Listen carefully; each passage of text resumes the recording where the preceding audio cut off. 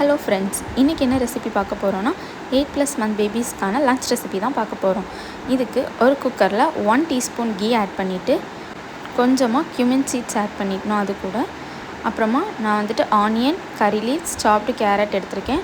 First onion and curry leaves add பண்ணி லைட்டாக சாட்டே பண்ணிவிட்டு அப்புறமா அது கூடவே சாப் பண்ணி வச்சுருக்க கேரட்ஸையும் ஆட் பண்ணிக்கணும். அது நல்லா சாட்டே பண்ணிவிட்டு நான் ரைஸ் அப்புறமா கொஞ்சமாக மூங் டால் ½ அன் ஹவர் சோக் பண்ணி எடுத்து வச்சுருக்கேன். மூங் டால் குட் சோர்ஸ் ஆஃப் ப்ரோட்டீன். பேபிஸ்க்கு கண்டிப்பாக ப்ரோட்டீன் தேவை டெய்லியுமே. ஸோ நீங்கள் இதை ஆட் பண்ணிக்கலாம்.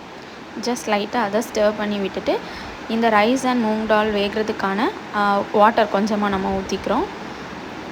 நல்லா சாஃப்டாக மேஷ் ஆகி வந்தால் தான் கிட்ஸ்க்கு சாப்பிட்றதுக்கு ஈஸியாக இருக்கும். அண்ட் இதோட டேஸ்ட்டை என்ஹான்ஸ் பண்ணுறதுக்காக லைட்டாக turmeric and light of pepper add பண்ணியிருக்கேன்.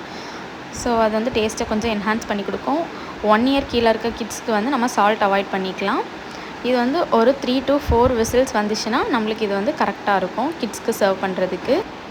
டெய்லியுமே ஒரே வெரைட்டி ஆஃப் ஃபுட் கொடுக்காம இது மாதிரி டிஃப்ரெண்ட் வெரைட்டி ஆஃப் ஃபுட்ஸ் செஞ்சு கொடுக்குறதுனால கிட்ஸுமே விரும்பி சாப்பிடுவாங்க.